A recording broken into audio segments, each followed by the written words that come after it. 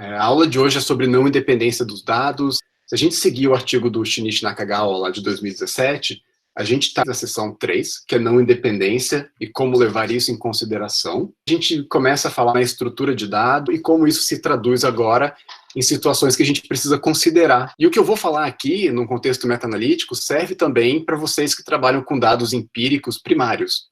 São questões de não independência, tá? Que a gente também conhece como pseudo-replicação. São questões que influenciam as estimativas que os modelos vão gerar para a gente, e são questões que influenciam também a inferência com relação à conclusão dos resultados. Quero voltar na nossa planilha de exemplo, com os tamanhos de efeito do trabalho do Ryan Weaver. Beleza, nessa planilha vocês estão vendo aí, então, que a gente tem uma coluna que se chama Identidade do Autor, e como eu já falei nas outras aulas, cada linha dessa planilha significa uma estimativa de tamanho de efeito. A gente vai falar sobre premissas de modelos. Quase todos esses modelos, se não todos, eles partem da premissa de que os dados que vocês estão inserindo nesse modelo, né, ou seja, cada linha dessa planilha, esses dados são independentes. Isso tem um efeito grande em como os modelos estimam os erros associados com os parâmetros. Se você quebra essa premissa de que os dados são independentes, você está agora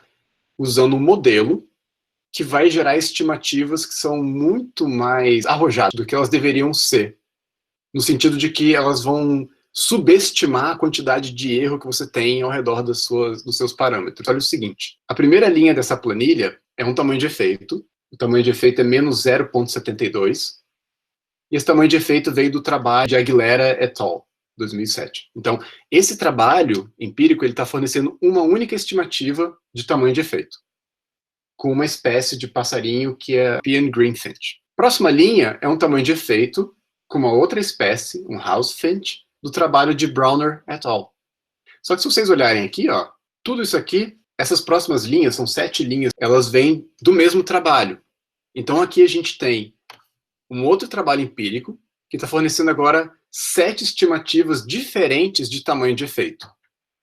São todos com a mesma espécie, mas são aspectos diferentes daquele trabalho. E aí, se vocês continuarem olhando para essa planilha, vocês vão ver que o próximo conjunto de umas 7 ou 8 linhas também são tamanhos de efeito que vêm do mesmo estudo. Esse primeiro conjunto aqui da Browner vem de uma mesma espécie. Se vocês trabalham com dados em campo, se vocês vão para campo e vocês medem lá algumas características de uma população de passarinhos, você vai lá, captura o passarinho numa rede de neblina, e aí você pega um indivíduo e você mede comprimento do tarso, peso, comprimento do bico, comprimento da asa, do mesmo indivíduo. Para esse indivíduo, é muito provável que todas essas características que eu mencionei estejam correlacionadas. Você está medindo o mesmo indivíduo. Por alometria, por exemplo, você tem uma correlação entre comprimento do tarso e comprimento da asa. Então, suponha que você mede lá 7 características na sua população de passarinho. Se você calcula um tamanho de efeito para cada uma dessas características, como o caso aqui da Browner, né? Então vamos supor que ela calculou a quantidade de coccídeos e a coloração desses passarinhos e fez uma correlação dessas duas coisas. Depois ela mediu resposta imunológica através de, sei lá, algum anticorpo e coloração. Ela está fazendo essas coisas com os mesmos passarinhos, são os mesmos indivíduos. Claramente, essas variáveis, elas não são independentes, né? Você está medindo isso com o mesmo conjunto de indivíduos. Logo de cara, a gente está quebrando algumas premissas desses modelos com relação à não independência. A gente está medindo coisas que são correlacionadas com os mesmos indivíduos. Essas medidas estão sendo feitas pelos mesmos pesquisadores. Você está usando um método em particular para fazer todas aquelas medidas. Então, vocês começam a ver que dentro de um mesmo estudo, a gente tem uma série de situações que geram correlação entre as medidas que estão saindo dali. A gente vai dar um nome para isso de não independência. E aí eu peguei como exemplo o que eu acho mais didático, que é mostrar que dentro de um mesmo estudo você tem situações que geram não independência. É aquela história, você tem outra maneira de pensar em não independência. Imagina que você está fazendo algum experimento, você está medindo o tempo que um passarinho leva para achar comida dentro de um labirinto. Aí você vai lá apresentar isso num congresso de iniciação científica e fala assim, eu medi o tempo que o passarinho leva para achar comida nesse experimento, num labirinto, 15 vezes. Só que você fez isso para um passarinho só. Então, medidas do tempo veio do mesmo passarinho. Pode ser que aquele passarinho ele esteja aprendendo com o tempo, ele está diminuindo o tempo que ele leva para achar comida, porque ele está aprendendo, Pode ser que aquele indivíduo ali, ele seja um indivíduo mais explorador por natureza, então a personalidade dele é mais exploratória, então ele é rápido, ele sempre vai achar bem rápido. Aquela estimativa que você tem, dos 15 tempos de encontrar comida, elas estão todas associadas, elas são todas do mesmo indivíduo. Isso é um caso, claro, assim, bem grosseiro de pseudo-réplica. Isso é bem comum. O que a gente está vendo nessa planilha que eu coloquei para vocês é uma questão de estruturação dos dados ou de não independência, né? Isso é uma característica desse conjunto de dados, pela maneira como os autores do trabalho original mediram as coisas. A gente tem alguns problemas, né? Eu vou dar um pulo agora lá para os modelos meta-analíticos, depois a gente volta rapidinho. A premissa básica do modelo meta-analítico tradicional, esses dados, esses tamanhos de efeito, eles precisam ser independentes entre si. Isso quer dizer, quando a meta-análise surgiu e começou a ser desenvolvida, que cada estudo que você usa, então volta lá no da Aguilera e colaboradores, cada estudo só pode fornecer uma medida de tamanho de efeito. Porque se você tem duas medidas de tamanho de efeito daquele estudo, essas duas medidas estão correlacionadas. Seja porque elas foram medidas no mesmo indivíduo, ou seja porque foram os mesmos autores que mediram essas coisas. Então você não pode fazer isso. E aí lá antigamente, quando a meta-análise começou, a gente tinha uma solução para isso. A solução era, se você tem dois tamanhos de efeito naquele estudo, você pode sortear um deles. Então você joga um dado para cima e escolhe qual desses dois tamanhos de efeito vai ficar no seu conjunto de dados. Ou você pode fazer uma média.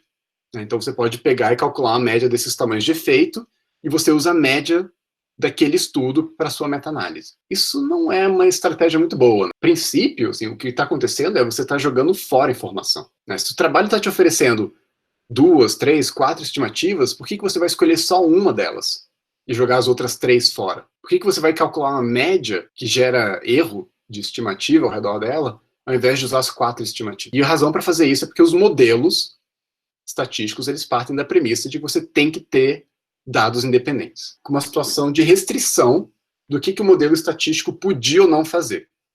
Tá? Então isso é importante a gente entender. Essa história da estrutura dos dados, da não independência e dessa restrição por conta dos modelos. O que vai acontecer agora é o seguinte, como leitores de uma meta-análise, vocês precisam estar cientes dessa estrutura dos dados. Às vezes, o que é pior ainda, é você ter dados como esses que eu estou mostrando aqui na planilha.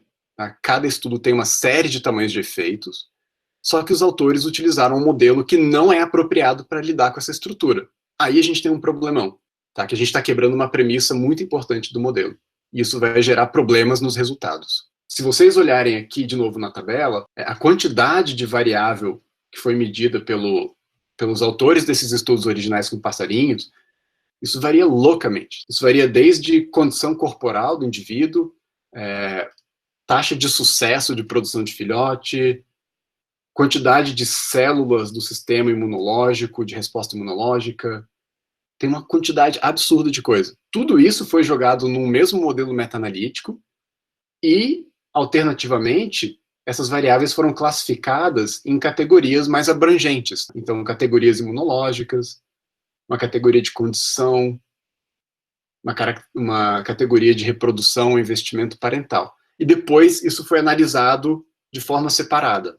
Você pode ter um conjunto de dados inicial, primário, onde está tudo na planilha, como aqui, e depois, para análise, esses dados eles podem ser separados em subconjuntos, dependendo de como você vai abordar essas perguntas. Depende muito, de novo, tudo depende bastante da pergunta que vocês vão fazer, ou das perguntas que vocês vão fazer e querem responder.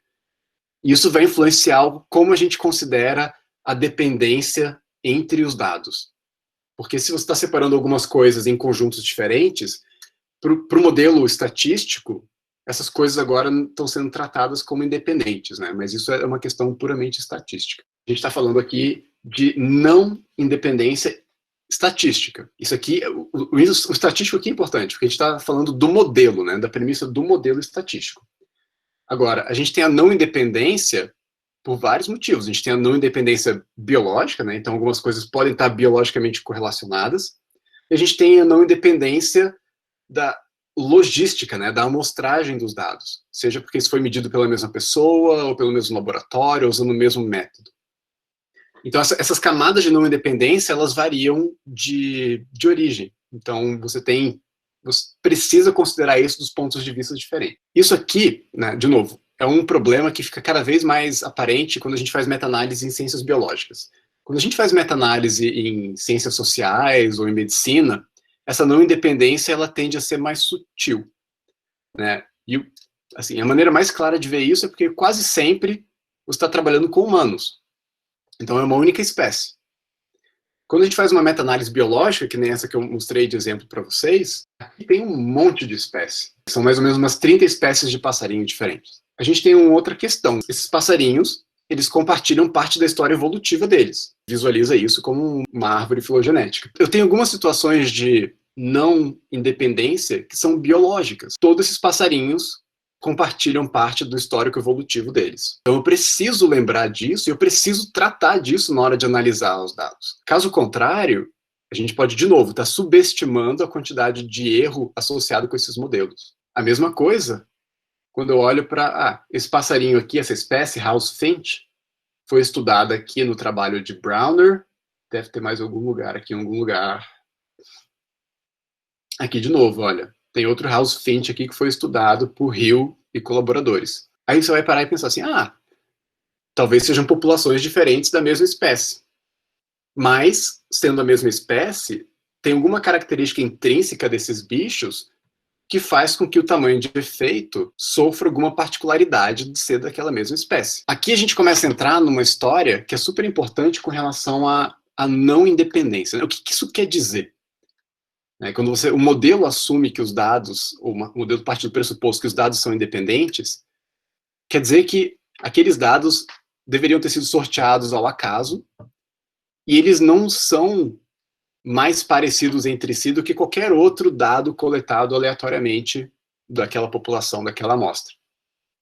Se esses dados estão vindo da mesma espécie, tem alguma particularidade daquela espécie que com certeza está influenciando o tamanho de efeito que foi medido ali. Essa é a história da não independência, né? Você tem correlações que fazem com que os dados sejam mais parecidos entre si. Eu acho que para deixar isso claríssimo para todo mundo, esse é um ponto que eu acho que vale a pena a gente gastar uns minutinhos. Eu peguei um exemplo aqui para mostrar para vocês no R. A gente está saindo agora da meta-análise e voltando para um estudo de caso de dados empíricos. Mas isso ajuda a gente a mostrar esse problema. O que isso aqui é um conjunto de dados empíricos de medidas morfológicas de pardais. Já carreguei os dados aqui. Se vocês olharem aqui essa planilhazinha, nas linhas, o indivíduo, primeira coluna, identidade do indivíduo, sexo do indivíduo, a segunda coluna, e aí uma série de características morfológicas desses pardais. Comprimento do tarso, metatarso, comprimento do bico, largura do bico, comprimento da cauda, comprimento da asa e a massa corporal. São variáveis morfológicas. A gente tem uma lista de 460 observações. Só que se vocês repararam aqui, essas primeiras 3 medidas, elas vêm da mesma identidade de passarinho. Elas vêm da mesma fêmea. É uma fêmea que foi medida 3 vezes, uma vez em cada ano de amostragem. Tem aquela situação que eu estava explicando agora há pouco. A gente tem medidas repetidas para o mesmo passarinho. Vamos voltar aqui no exemplo. Isso aqui seria análogo ao nosso conjunto de dados, onde 3 estimativas de tamanho de efeito estão vindo do mesmo estudo, ou da mesma espécie. Tá, mas vamos voltar aqui nesse exemplo. Vamos supor que eu quero estimar qual é o comprimento médio de tarso-metatarso desse conjunto de dados, tá? Sem levar em consideração que tem machos e fêmeas, nada disso. Eu estou ajustando um modelo linear, tá? Uma regressão. Tarso é a variável resposta, e eu estou pedindo para ele ajustar simplesmente o intercepto desse modelo, que é a média. A gente pode dar uma olhada no resultado desse modelo, a estrutura do modelo, e aí eu tenho a minha estimativa, tá? O intercepto, que é a estimativa de comprimento médio do tarso desse conjunto de dados, que dá mais ou menos 18 milímetros. E esse coeficiente aqui é o erro padrão associado com a estimativa do tamanho médio do tarso. Simples. A gente calculou uma média e o erro associado com essa média com um conjunto de dados de 460 indivíduos. O próximo modelo que eu tenho aqui, modelinho com o que a gente chama de um efeito aleatório. Agora eu vou ajustar um modelo, que é exatamente a mesma coisa do de cima, calcula para mim a média do tamanho da perna desses passarinhos, mas agora eu estou dizendo para esse modelo o seguinte: eu tenho nesse conjunto de dados mais de uma estimativa para a mesma identidade de passarinho, que a gente chama, é o Bird ID aqui. Então, isso aqui é um modelo agora, a gente chama de um modelo de efeito misto, um modelo hierárquico, que vai calcular para a gente a mesma coisa. Esse aqui é o resultado do modelo, aqui está a estimativa de comprimento médio do tarso desse conjunto de dados, é praticamente idêntica ao que a gente fez no modelo linear na regressão simples, só que agora, olha lá, aquela estimativa do coeficiente de erro padrão, ela aumentou um pouco no modelo que a gente tem a identidade do passarinho como uma variável aleatória. Então está acontecendo alguma coisa nesse modelo que está penalizando essa estimativa, porque você tem agora várias medidas que vêm do mesmo passarinho. O modelo está dizendo para a gente aqui no resultado dele que a gente tem 460 observações, mas a gente tem 171 identidades diferentes de passarinhos. Logo de cara a gente vê o seguinte, um monte de medidas que estão vindo dos mesmos indivíduos. Na hora que o modelo está ajustando a estimativa desses parâmetros, o que está sendo levado em consideração é basicamente que você tem 171 indivíduos diferentes para estimar aquele parâmetro. E é por isso, de forma bem grosseira, é por isso que essa estimativa de erro padrão ela é maior, né? O erro associado com a estimativa da média aqui é maior do que no modelo que considera que cada um dos pontos é independente. Isso aqui, assim, de maneira bem simples nesse conjunto de dados, ele demonstra para a gente um problema que pode ser gravíssimo quando você faz modelos estatísticos sem considerar a estrutura dos dados. Aqui a gente está considerando a identidade dos passarinhos, mas pode ter uma série de outras características que podem reduzir ainda mais o nosso conjunto de dados. E se você quer manipular os dados, né, agora você quer ser mau caráter e quer manipular os dados para chegar a uma determinada conclusão, de novo, naquela piração que a gente falou na sexta-feira de significância estatística e P menor do que 0,05, qual desses dois modelos vai te dar um P menor do que 0,05 com mais facilidade?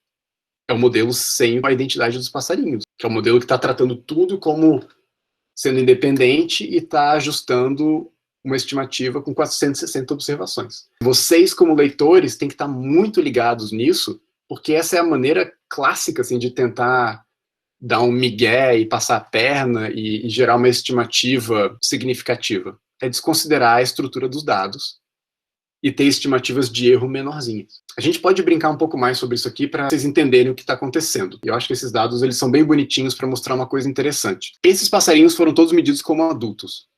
Comprimento de tarso é uma medida estrutural. Ano após ano, num passarinho adulto, o comprimento do tarso, ele não muda, né? Assim, vocês não crescem, o comprimento da perna de vocês não cresce depois que vocês atingem estágio adulto. Então, se você pegar lá 3 passarinhos e você medir esses 3 passarinhos, o comprimento da perna deles em 3 anos diferentes, se você é muito bom de medição, esse comprimento deveria dar exatamente a mesma coisa, porque o passarinho não está crescendo mais.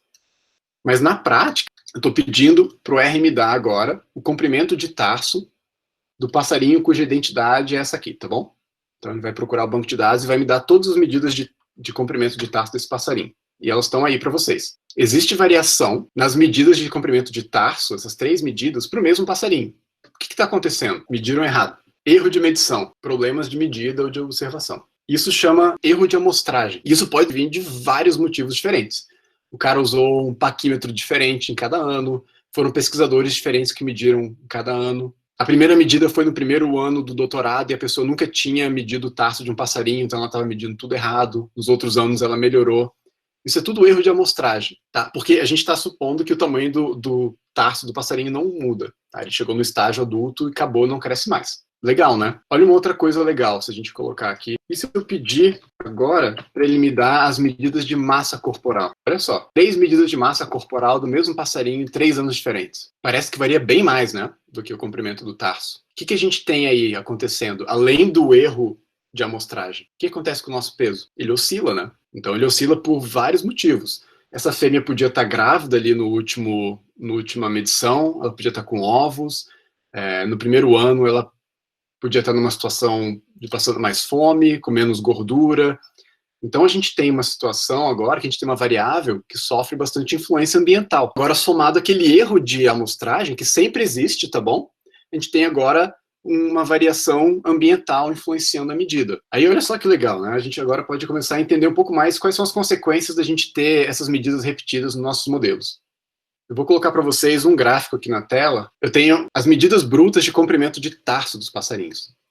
Cada cor que vocês estão vendo, se vocês estiverem vendo alguma cor, cada cor representa um passarinho, tá? Então, esses conjuntos aqui, esses pontinhos pretos que eu estou circulando com o ponteiro do meu mouse, devem ter vindo do mesmo passarinho. E assim por diante, tá? Tem os pontinhos azuis aqui que devem ter vindo do mesmo passarinho, esses roxos vieram do mesmo passarinho. Essa linha horizontal preta, mais forte, é a média que a gente acabou de calcular. Isso aqui é o comprimento de tarso médio desse conjunto de dados. Agora, o que vocês estão vendo no segundo painel são as médias individuais de cada um desses passarinhos. Olha só que legal. Você tem passarinhos cuja média é bem alta, são passarinhos grandes. Você tem passarinhos cuja média é baixa, são passarinhos pequenos. Então, olha, você tem muita variação em comprimento de tarso quando você estima a média desses passarinhos.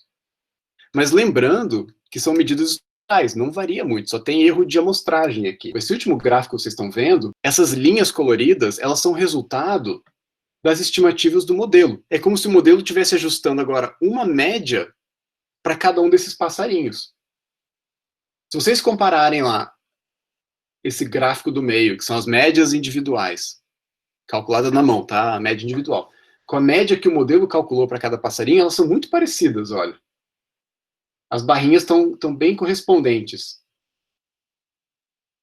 Isso quer dizer que a gente tem muito pouca variação intra-indivíduo. Ou seja, como é uma medida estrutural, tão pouca variação intra-individual que a gente poderia tratar esses dados como sendo independentes. Não tem muita diferença, de novo, não tem muita diferença daquele modelo que eu mostrei para vocês, que é o modelo de regressão simples, e do modelo 2, que é o modelo que tem a variável aleatória, que é a identidade dos passarinhos. Então, a coisa bonita de visualizar os dados e fazer esses dois modelos é que a gente consegue ver claramente aqui que, porque a gente tem muito pouca variação dentro dos indivíduos, né, entre as medidas deles, a gente poderia estar tratando esses dados como sendo independentes.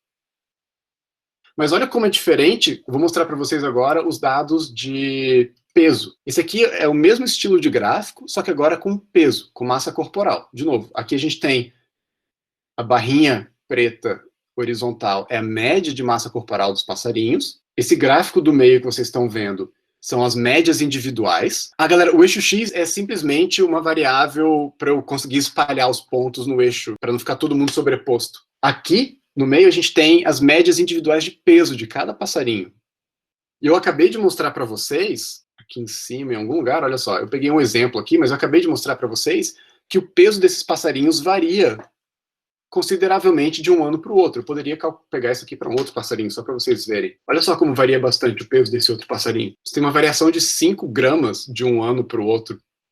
É muita coisa para um passarinho que pesa 30 gramas, ou 25 gramas. Muito mais variação do que a gente viu no tarso. Então, olha que coisa legal. Quando eu calculo as médias individuais, eu tenho esse padrão aqui, e se vocês repararem, o espalhamento dessas barrinhas ao redor da nossa grande média aqui, né, da média em preto, é um espalhamento bem grande. Agora, olha o que acontece no gráfico mais da ponta, que são as estimativas de um modelo agora. Então, eu falei, para o modelo estimar para mim o peso médio de cada um desses passarinhos.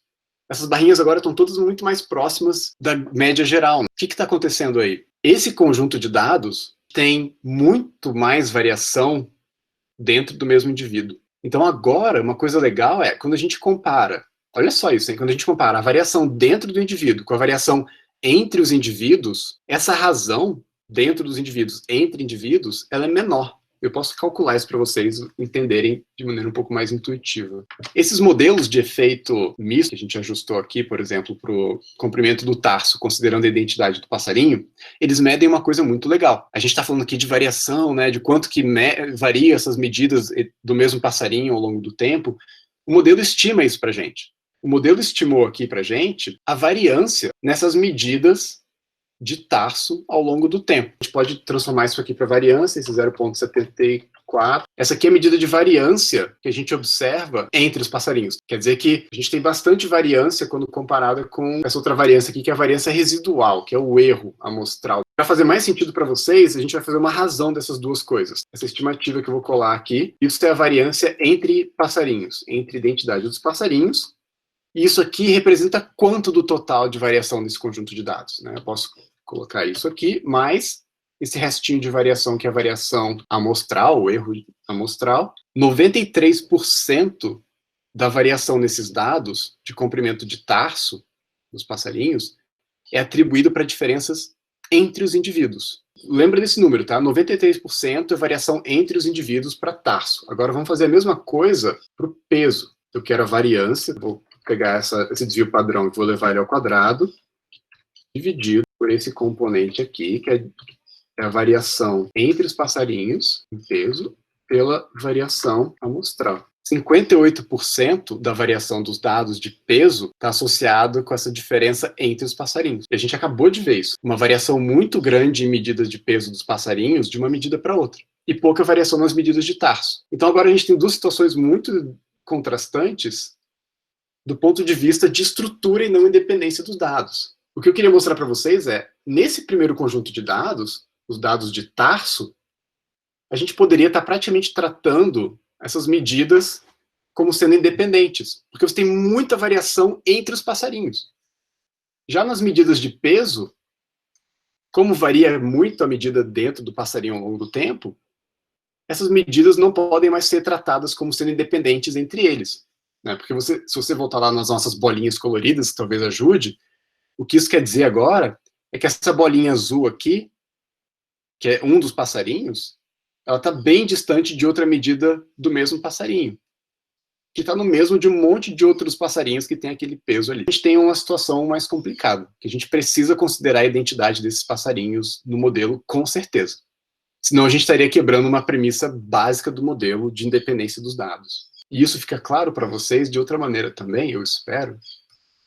Então depois vocês assistem essa aula tipo umas 30 vezes. Mas isso fica claro aqui quando vocês calculam de novo as estimativas do modelo. Olha lá, o peso médio, os dois modelos, é o mesmo. Agora, o coeficiente de erro padrão do modelo que ignora a identidade dos passarinhos é bem estreitinho. Já o coeficiente de erro padrão do modelo que considera a identidade dos passarinhos é maior. Agora, estou levando em consideração que a gente tem muito mais incerteza nessa estimativa, que foi uma tentativa bem condensada de tentar explicar com um exemplo o que significa não independência entre os dados. Isso aqui é uma breve introdução. A proposta não é ensinar para vocês isso aqui de maneira compreensiva, mas eu queria que vocês tivessem pelo menos uma ideia, uma intuição de qual é o efeito de considerar ou não que as medidas elas são repetidas, né? Que elas vêm do mesmo lugar, que elas foram medidas pelas mesmas pessoas. Isso pode ter implicações sérias para os modelos. E eu dei essa volta toda, né, essa introdução toda, para alertar vocês com relação a isso. Né? Tem gente que vai fazer um modelo não adequado, sem considerar a estrutura dos dados, para ter estimativas de erro padrão menorzinhas. Mas agora que vocês viram isso aqui, vocês vão estar ligados. E vocês vão considerar a estrutura dos dados na hora de avaliar o resultado de um trabalho. Tá, galera? Então, isso era uma breve introdução à questão da não independência. Vocês podem olhar lá no artigo do Shinichi, tem uma sessão breve sobre isso. Mais importante, talvez para muita gente aqui, seja o fato da gente ter essa relação filogenética. A gente precisa considerar muitas vezes a filogenia como um efeito aleatório nos nossos modelos. Né? As espécies não são entidades independentes, elas estão relacionadas pelo histórico evolutivo. E aí, uma coisa é, se você não considera esses efeitos aleatórios, né, para explicar a estrutura dos dados, esse é um modelo que pode ser problemático. Eu mostrei para vocês, acho que na primeira ou segunda aula, um pacote, um programinha que fazia análise meta-analítica chamado MetaWin. Você consegue usar até hoje. O problema do MetaWin é que ele só conseguia implementar alguns tipos de modelo meta-analítico. E o MetaWin não conseguia lidar com essas complicações que a gente acabou de conversar, tá? Com dados que são muito estruturados e não independentes. Então o MetaWin não é uma boa ferramenta para vocês, biólogos, trabalharem com meta-análise. Eu vou falar um pouquinho sobre o Metafor. O Metafor é um pacote, está no R, é gratuito, ele é bem mantido, ele funciona muito bem. E o Metafor permite que a gente utilize os modelos adequados estatisticamente para lidar com essa estrutura dos dados. Legal, assim, isso eu gasto um tempo com isso aqui, galera, porque ao longo dos anos eu tenho visto que assim, não é trivial e ajuda a entender as escolhas de modelo que a gente vai ver um pouquinho mais para frente. Aqui no artigo do Shinichi, a figura 3, ela traz alguns exemplos de situações que geram não independência entre os dados. As mais clássicas são as que estão aparecendo aqui nessa figura, tá? Nos painéis A, B, C e D. Imagina que você tem um trabalho original, que você está extraindo os dados, que ele é um experimento. Tem um grupo controle e um grupo tratamento. Você quer saber qual que é a diferença entre esses dois grupos. Então, seu tamanho de efeito é a diferença média entre esses dois grupos. Você tem uma estimativa de tamanho de efeito no estudo 1, aqui no painel A. Aí no estudo 2, você tem uma estimativa de tamanho de efeito. No estudo 3, você tem 2 experimentos. Vamos supor que nesse primeiro experimento, os caras mediram diferença de tamanho de tarso, e no segundo experimento, eles mediram diferença na massa. Que essas duas características podem estar correlacionadas. Massa e tarso. Então a gente tem uma dependência entre essas duas estimativas de tamanho de efeito. O tamanho de efeito 3 e o 4. Nesse modelo estatístico, quando a gente for tratar disso aqui, a gente vai precisar incluir a identidade do estudo como uma variável aleatória. A gente tem agora uma situação semelhante, estudo 1 e estudo 2, cada um tem uma estatística de tamanho de efeito. O estudo 3, olha só, ele tem um único grupo controle e aí ele tem 2 tratamentos diferentes. E ele está comparando cada um dos tratamentos com o mesmo grupo controle. Mais uma vez, a gente tem uma situação agora de dependência entre os dados. Porque a diferença do controle para o tratamento 1 depende, obviamente, de quem está no grupo controle. Assim como a diferença do tratamento 2 para o controle. Se vocês desconsideram isso, a gente pode cair naquele problema que a gente falou até agora, que é subestimar a quantidade de erro que você tem associado com as suas estimativas. O quadrinho D está mostrando para a gente os efeitos que a gente tem correlacionados pela história evolutiva. Então, se vocês perceberam aqui no cantinho, tem uma topologia bem simples. A gente tem 3 espécies compondo esse conjunto de dados. A espécie 3, que está nesses 2 estudos daqui, ela é mais proximamente aparentada da espécie 2 do que a espécie 3 é da espécie 1. A gente precisa incluir no modelo uma estimativa de filogenia para a gente entender o quanto que a filogenia explica de variação entre os tamanhos de efeito. Aí, quando a gente faz isso, a gente começa agora a misturar bastante o que é uma meta-análise e o que é um modelo filogenético comparativo, que eu acho que foi uma das primeiras perguntas que alguém fez na primeira semana do curso. Tchau, gente. Um abraço.